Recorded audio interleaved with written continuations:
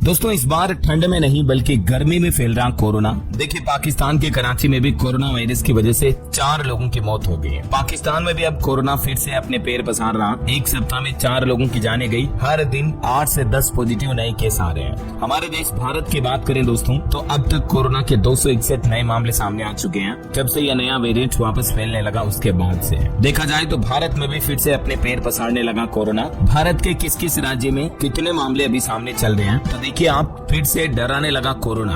गुजरात, महाराष्ट्र समेत कई राज्यों में नए केस सामने आए हैं। गुजरात में कोरोना के मरीजों में कोरोना का जो नया वेरिएंट JN.1 है वो भी आज पाया गया। 15 मरीजों का इलाज किया जा रहा। बताया जा रहा कि ये वेरिएंट ओमिक्रॉन का ही एक प्रकार है। केरल राज्य में कोरोना के 182 नए मामले सामने आए। केरल के स्वास्थ्य मंत्री वीना जॉर्ज की तरफ से बात की जानकारी दी गई। तो वहीं महाराष्ट्र में 26 नए मामलों की पुष्टि हुई है। कुल मिलाकर 132 मामले सामने आ चुके हैं। न सिर्फ भारत पाकिस्तान बल्कि दोस्तों पूरे एशिया महाद्वीप में कोरोना के इस नए वेरिएंट ने फिर से हलचल मचाना शुरू कर दिया है। भारत में भी अब कई राज्य सरकारों ने अलर्ट जारी कर दिया। सिंगापुर में तो मैंने आपको बताया था इस मई महीने में ही 14,000 से ज्यादा नए मामले सामने आ चुके हैं। तो वहीं अस्पताल में भर्ती होने वाले मरीजों की संख्या भी 30% तक बढ़ी है। बॉलीवुड एक्ट्रेस शिल्पा शिरोडकर के बाद अब कोरोना की चपेट में एक और मशहूर अभिनेत्री आ गई और उनकी मां भी पॉजिटिव पाई गई है। तो वहीं देश की राजधानी दिल्ली में भी फिर से डराने लगा कोरोना। 23 नए मरीज सामने आए। हालांकि सरकार का कहना दोस्तों की चिंता की बात नहीं है, लेकिन फिर भी NCR के इलाकों में हलचल सी मच गई। आज 2 और नए मरीज मिले। उसके बाद अब कुल 5 पॉजिटिव लोग हो चुके हैं। भारत के मानचित्र में आप देख सकते हैं कोरोना का स्टेटस अभी क्या चल रहा है। टोटल 261 केस चल रहे हैं। हरियाणा, दिल्ली में 5-5, सिक्किम राज्य में 1, राजस्थान में 2, गुजरात में 7, महाराष्ट्र, कर्नाटक, केरल इन दक्षिण भारत के राज्यों में ज्यादा मामले चल रहे हैं। अभी देख सकते हैं आप तमिलनाडु, पुडुचेरी, यहाँ 56, 95, 10, 66 इतने मामले चल रहे हैं। पश्चिम बंगाल में भी एक पॉजिटिव केस है और बीते कुछ दिनों में भारत में 2 लोगों की मौतें हुई हैं कोरोना की वजह से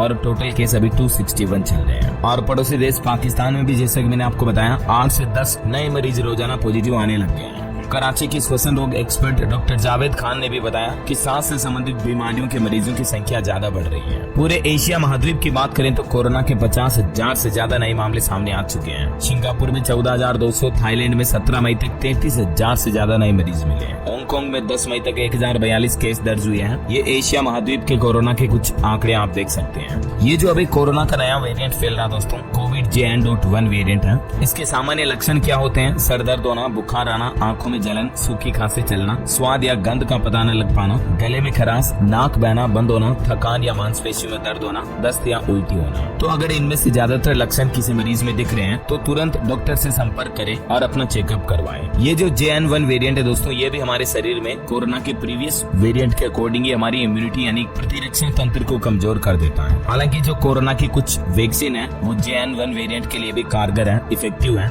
जैसे mRNA, फाइजर वैक्सीन, बायोएनटेक की, जेपोमेरिन, Novavax, Covovax, Moderna vaccine.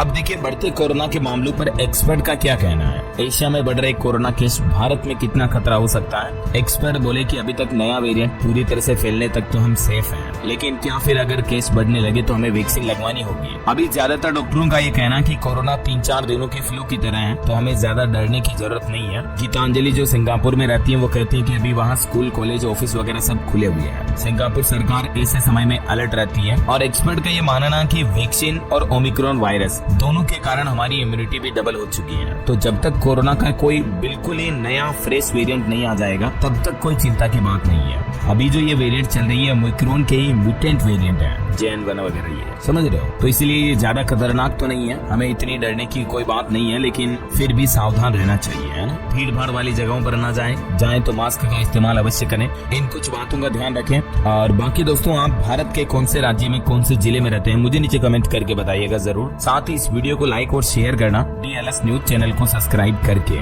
Bell icon जरूर दबा देना।